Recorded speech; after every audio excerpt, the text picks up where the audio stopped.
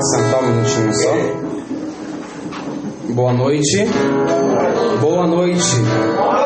A paz do Senhor Jesus, que Deus abençoe a sua vida, a sua casa, toda essa comunidade. Estamos mais uma vez reunidos em nome do Cristo para receber da parte de Deus aquilo que Ele preparou para cada um de nós nessa noite. Você crê que Deus ele tem uma palavra que vai transformar a sua vida, sim ou não? Sim. Fala para o seu irmão da direita, da esquerda, Deus quer falar contigo. Amém? Pega a sua palavra comigo em 2 Reis, capítulo 5, versículo 1. 2 Reis, capítulo 5, versículo 1. Enquanto você vai procurando, vou me apresentar. Eu me chamo Douglas, sou casado com a Josiane, sou pai de uma filha, a Samile, de 3 anos de idade. Moro aqui em Taubaté, mas pertenço à comunidade em São José dos Campos, Missão Elion. Todo mundo achou sim ou não? Sim. Amém ou misericórdia? Amém. Amém? A palavra vai dizer assim: a cura de Naamã. Naamã, general do exército do rei da Síria, gozava de grande prestígio diante do seu amo, e era muito considerado, porque por meio dele o Senhor salvou a Síria. Era um homem valente, mas leproso. Pula agora lá no versículo 8. Achou aí? Versículo 8. Quando Eliseu, o homem de Deus, soube que o rei tinha rasgado as vestes, mandou-lhe dizer: por que rasgaste as tuas vestes? Que ele venha a mim, e saberás que há um profeta em Israel. Naamã veio com seu carro e seus cavalos e parou à porta de Eliseu. Este mandou-lhe dizer por um mensageiro: vai, lava-te 7 vezes no Jordão, e tua carne ficará limpa. Naamã se foi. Amém? Fecha sua Bíblia e vamos aplaudir bem forte a palavra de Deus.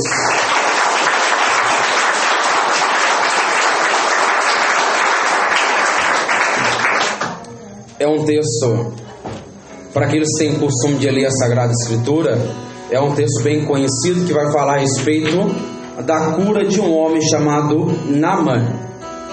Antes de entrar na vida desse general, desse homem que foi curado pela palavra de Deus, nós precisamos entender o tempo, a geração e como que vivia essa geração naquele tempo, para a gente entrar na cura de Naamã. O tempo que Naamã viveu, o tempo que o profeta Eliseu viveu, irmãos, foi um tempo difícil, um tempo de apostasia, um tempo de idolatria, um tempo de caos, um tempo onde o povo não queria mais adorar a Deus, um tempo onde o povo começou a desviar o seu olhar, começou a se afastar da presença de Deus, começou a desviar para a direita, para a esquerda, e não adorava, não louvava a Deus, aquele que tinha libertado do cativeiro. Quando Deus olhou para essa geração, irmão, Deus ele viu o caos, viu a idolatria, via a superstição que o povo tinha. Então Deus levantou um profeta chamado Eliseu, para que o profeta Eliseu fosse arauto, porta-voz, o mensageiro de Deus, irmão. Porque se você ler toda a Sagrada Escritura, você vê toda vez que o povo passava pelo caos, passava pela penúria, passava pelo sofrimento, Deus levantava alguém para que esse profeta, para que essa profetisa, para que esse sacerdote fosse arauto, mensageiro, porta-voz, fosse a palavra de Deus sobre essa terra. Por quê, irmão? Porque Deus nunca deixa o seu povo caminhar sozinho. Deus nunca vai ver o sofrimento do seu povo e deixar que o seu povo se perca sem a sua palavra, sem a sua orientação, sem o teu poder, sem a tua graça, sem a tua glória. Toda vez que o povo se perdia, Deus levantava uma geração eleita para que esse profeta, para que essa casa, para que essa família pudesse fazer a diferença em sua terra, em sua região, irmão. E não é diferente o tempo que nós vivemos, irmão. Se você olhar para a nossa cultura, se você olhar para o Brasil, se você olhar para a nossa política, irmão, que está estampada na mídia, estamos em um momento de perturbação, estamos passando pelo caos, estamos passando pela dor, estamos passando pelo sofrimento, irmão. Se você olhar para a humanidade hoje em dia, você vai concordar comigo, irmão. Nós estamos passando pelo sofrimento, nós estamos passando pela dor, nós estamos passando pela prova, nós estamos passando pelo vale sombrio da morte, irmão. E não foi diferente com esse tempo. Mas quando eu olho para esse tempo do profeta Eliseu, e eu vejo que Deus levantou Elias para que Elias pudesse profetizar a derrota, para que pudesse enfrentar Acabe, Jezabel, a casa de Jezabel, para destruir toda a idolatria. E depois Eliseu foi levantado com uma porção dobrada para continuar fazendo, realizando aquilo que Elias fez. Eu entendo uma coisa, irmão, nós estamos passando pela prova, amém? Estamos passando pela dor, amém? Estamos passando pelo caos, mas um dia, irmão, Deus levantou um santo nessa igreja para combater a apostasia, para combater a idolatria, para combater os demônios, para combater os hereges. E Deus, irmão, agiu na pessoa de tanto santo nessa igreja. Mas eu entendo uma coisa, irmão, da mesma forma que Deus usou Eliseu, da mesma forma que Deus usou Santo André Boba, que Deus usou tantas pessoas como o Padre Pio, tantas pessoas santas para fazer a diferença em nossa geração. Eu entendo uma coisa, irmão, nós podemos passar pela dor, mas Deus sempre vai levantar uma casa santa, um povo santo para combater tudo aquilo que o diabo coloca para matar e destruir a santa igreja. Fala para o seu irmão assim: você é a diferença nessa terra, irmão. Você precisa fazer a diferença nessa terra. Fala para ele, irmão, você precisa fazer a diferença nessa terra.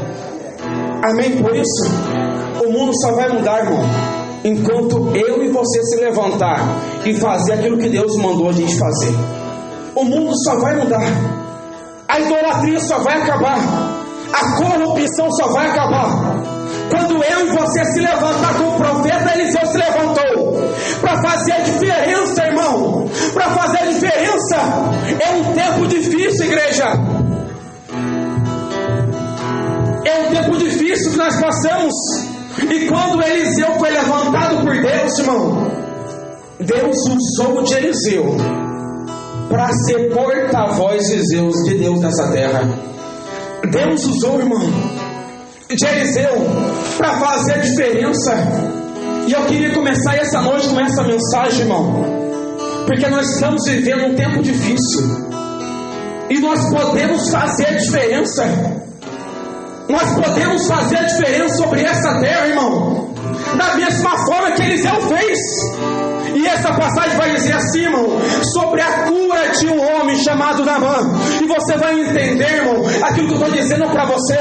Vai dizer a palavra que Naamã era um homem valente, era um homem guerreiro, era um homem que tinha um prestígio enorme em sua terra. Era alguém que comandava, era alguém que liderava um exército, era alguém que era reconhecido. Mas a Bíblia vai dizer assim, querido, que ele era leproso, que ele estava doente, que ele estava passando por uma prova, que ele estava passando pelo sofrimento. Ele era valente, ele era guerreiro, ele tinha prestígio, porém ele era leproso, irmão. E vai dizer a palavra que quando ele viu que ele estava leproso, quando ele percebeu que ele estava doente, que ele estava passando por uma enfermidade, querido, ele começou a correr atrás, ele começou a ficar desesperado, ele começou a ficar com medo, porque ele podia morrer, ele podia ser descoberto pela sociedade que ele era um doente, ele podia perder o teu cargo, perder o seu status, perder a tua posição. Então ele começa a ficar desesperado.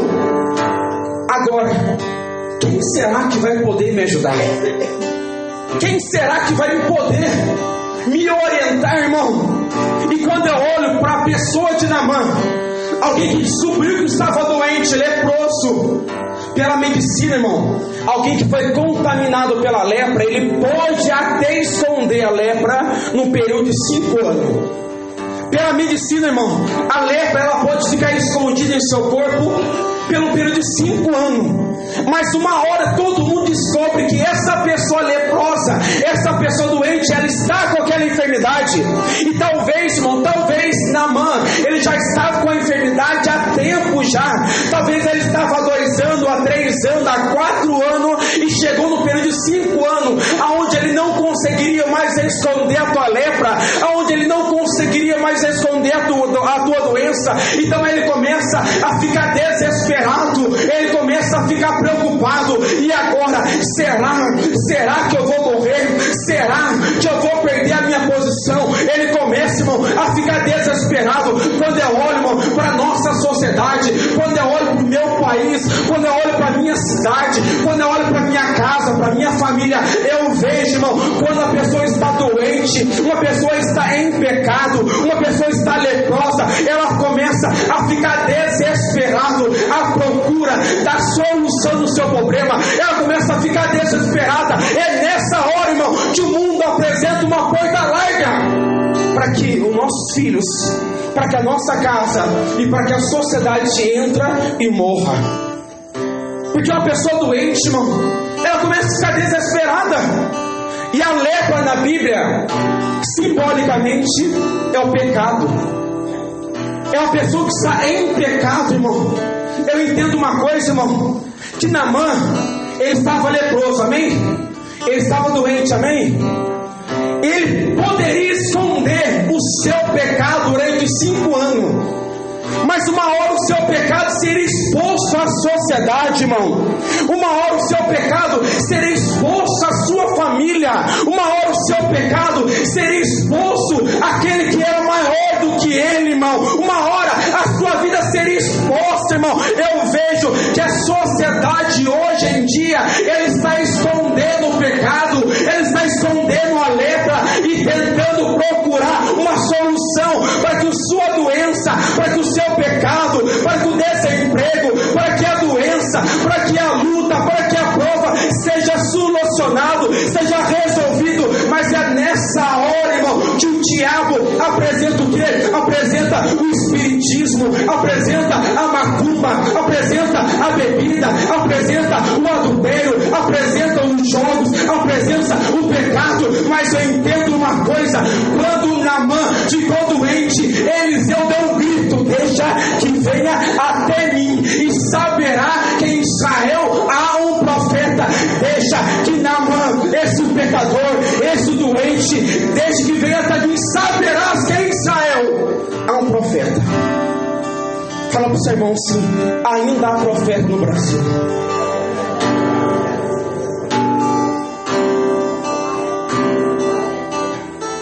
Ainda há um povo que quer fazer a diferença. Ainda há um povo que quer fazer a diferença, irmão. Eu entendo uma pessoa desesperada. E aonde aquele que era maior do rei da Síria escreve uma carta para que ele pudesse ir até o rei de Israel. E quando ele chega no rei de Israel, vai dizer a palavra que ele rasga a tua veste e diz: quem sou eu para que me manda alguém leproso vir até mim? Então Eliseu, dentro da sua casa, ele grita e fica sabendo que Naamã, general da Síria, está doente, está leproso, está precisando de uma palavra, está precisando de uma cura. Ele grita: deixa que venha até mim. A igreja católica está vivendo o ano da... Não entendi, o ano da misericórdia, irmão. É o ano que a igreja está gritando: deixa que venha até a igreja, deixa que venha até mim, e saberás que na igreja católica ainda Deus opera, ainda milagre acontece, ainda a glória se manifesta em nosso meio. O Papa Francisco, ele ouviu a voz que foi entoada lá no alto do céu, dizendo: é o ano da misericórdia, é o ano para os leprosos voltar, é o ano para a prostituta voltar, é o ano para o pai de família cachaceiro voltar, é o ano das pessoas que estão leprosas voltar. Então a igreja, esse ano, o grito da igreja: deixa que venha até a igreja santa, apostólica, romana, e saberás que aqui o sangue do Cordeiro cura, que aqui o Espírito Santo pode renovar, pode batizar, pode curar. Deixa que venha até mim. Se você encontrar um dia, irmão, uma pessoa que bebe, que usa droga, está passando pela dor, está leprosa, leproso diz para ela: eu não posso te curar, mas eu conheço alguém que mora lá dentro daquela igreja, está lá sobre o altar, sangue e corpo, ele pode te curar, ele pode te consertar a tua vida, e deixa que venha até aqui dentro da igreja, e saberás que a misericórdia do Cordeiro pode salvar quem ele quer. Deixa que venha até mim, e saberás que há um profeta em Israel.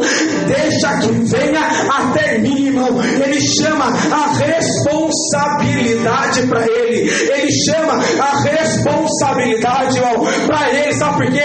Porque ele sabia que a palavra profética, ele sabia a palavra de conserto, ele sabia a palavra de avivamento, de conserto, de restauração, não estava na boca do rei de Israel, não estava na boca do rei da Síria, mas estava em sua boca, estava em sua vida. Eu quero dizer uma coisa para você: a palavra de conserto não está na boca dos políticos dessa terra, a palavra de conserto está em seus lábios. Começa a profetizar o conserto na tua casa, o conserto no Brasil, e você verás que Deus vai consertar a sua casa, que Deus vai consertar o teu casamento. Ele chama a responsabilidade para ele, irmão. O Brasil só vai mudar, Caçapava só vai mudar, Taubaté só vai mudar, o mundo só vai mudar enquanto a igreja chamar a responsabilidade para ela e dizer: deixa que venha até mim, e saberás que aqui dentro tem vida fraterna, que aqui dentro tem amor, que aqui dentro tem cura, que aqui dentro tem milagre. Deixa que venha até mim, e saberás que é um profeta em Israel. Chama responsabilidade, irmão, para você. A sua casa é da tua responsabilidade.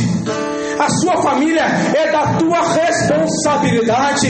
O seu casamento é da tua responsabilidade. O teu filho é da tua responsabilidade. A minha filha é da minha responsabilidade. O meu casamento, eu preciso orar pelo meu casamento, porque eu sei que é da minha responsabilidade. Sabe o que acontece, irmão? Existe algumas igrejas, existe algumas pessoas que não têm comunhão com Deus e deixa as ovelhas ir para fora da igreja. Tem pessoas que não têm comunhão com a igreja e deixa as ovelhas escalargadas, abandonadas lá fora. Mas graças a Deus, irmão, nós temos um pastor maior na igreja chamado Papa Francisco, aonde ele diz que a igreja, ela precisa estar de porta aberta para receber quem ele quer, na hora que ele quer, do jeito que ele quer. Então é o ano da misericórdia, o ano de chamar responsabilidade para nós. Quem vai consertar o mundo? Quem vai consertar a política? Quem vai consertar a corrupção? Quem vai consertar os hospitais? Quem vai consertar tudo, irmão? Isso é avivamento, irmão. Avivamento é o quê? Avivamento é quando acontece um conserto na sociedade. É quando acontece um conserto na igreja, aonde as coisas começam a ser consertadas, começam a ser modificadas. Eliseu chamou a responsabilidade para ele. Naamã, se o rei